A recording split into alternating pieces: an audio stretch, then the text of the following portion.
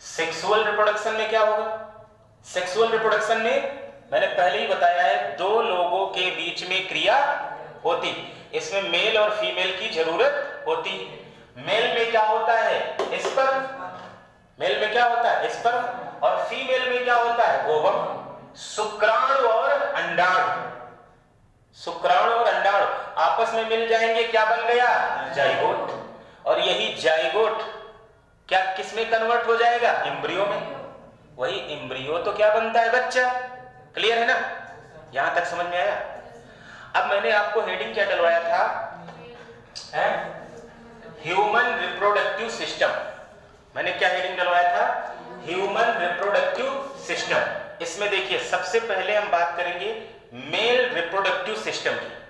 तो male reproductive system आपको पता है कहां स्थित होता है? पेल्विक रीजन में, कमर के आसपास वाला क्षेत्र है ना, लीवर के नीचे, किडनी के नीचे वाला भाग क्या कहलाता है? पेल्विक रीजन, श्रोण क्षेत्र। और वहीं पर क्या स्थित होता है? Male reproductive system. होता है कि नहीं होता? अब मेल रिप्रोडक्टिव सिस्टम का ही भाग क्या होता है? टेस्टिस। टेस्टिस, टेस्टिस में क्या होता है? स्पर्म का निर्माण होता है। किसका निर्माण होता है? आपसे पूछा जाएगा स्पर्म का निर्माण कहां होता है, तो क्या बताएंगे? टेस्टिस में। निर्माण तो हो गया, लेकिन उसको कोई स्टोर करने वाली व्यवस्था चाहिए कि नहीं चाहिए? तो भगवान ने क्या बना दिया? एपिडिडिमिस, अधिवृषण। क्या बना दिया? अधिवृषण। जैसे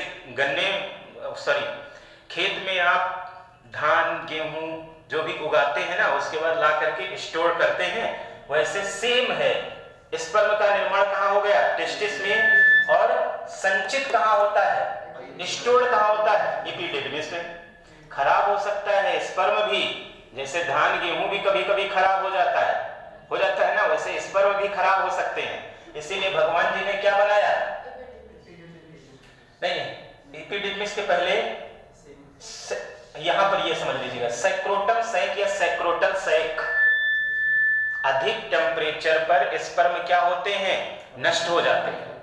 अधिक टेम्परेचर पर नष्ट हो जाते हैं। तो भगवान जी ने क्या बना दिया? सैक्रोटम सैक या सैक्रोटल सैक। ये क्या करता है? हमारी पूरी बॉडी के टेम्परेचर से टेस्टिस के आसपास का तापमान क्या करता है? कम रखता है, जिससे स्पर्म डीजनरेट न हो, जिससे स्पर्म क्या होते हैं? डीजनरेट नहीं होते।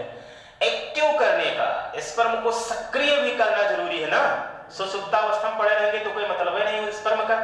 तो एक्टिव करने का काम कौन करता है? Seminal vesicle. क्या समझ में आया आप लोगों को?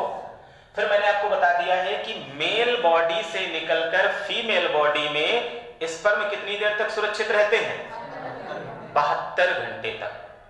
मेल बॉडी से निकल करके स्पर्म पहुंचेंगे कहां? फीमेल बॉडी में, और वहां पर 72 घंटे तक मतलब एक्टिव रहते हैं, उसके बाद नष्ट हो जाते हैं।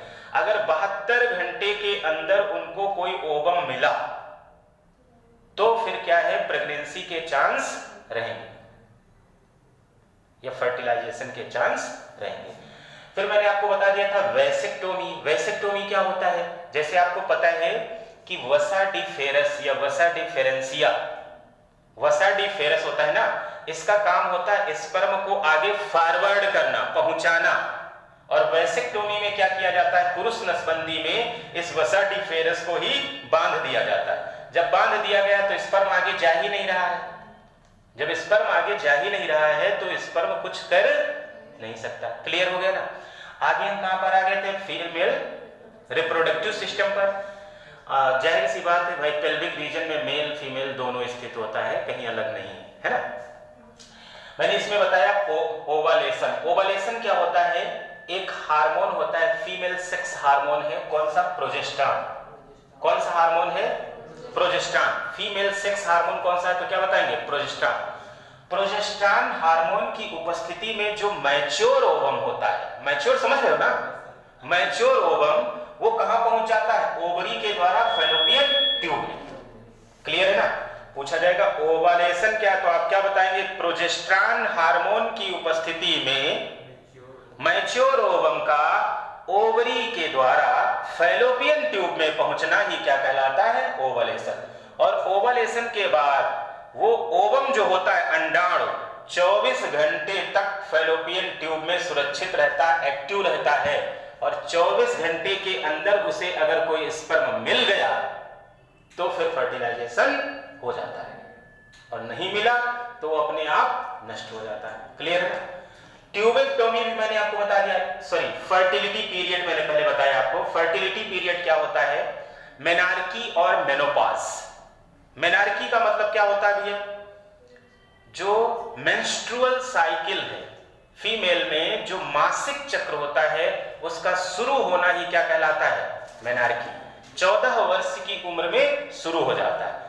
मेनोपॉज क्या है? महिलाओं में जो मासिक चक्र या मेंस्ट्रुअल साइकिल का इंड होना या समाप्त होना ही क्या कहलाता है?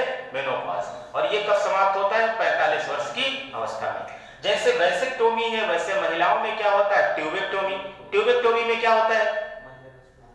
महिला नसबंदी। इसमें फैलोपियन ट्यूब को ही बांध दिया जाता है। फैलोपियन ट्यूब को बांध दिया गया, ना वहां ओवम पहुंचेगा ना स्पर्म, कहानी खत्म। संभवतः समझ में आया आप लोगों के कि नहीं आया? अभी भी हिला रहे हो सिर, अब इससे ज्यादा और क्या करूं मैं? आ गया ना समझ में? ठीक, चलिए।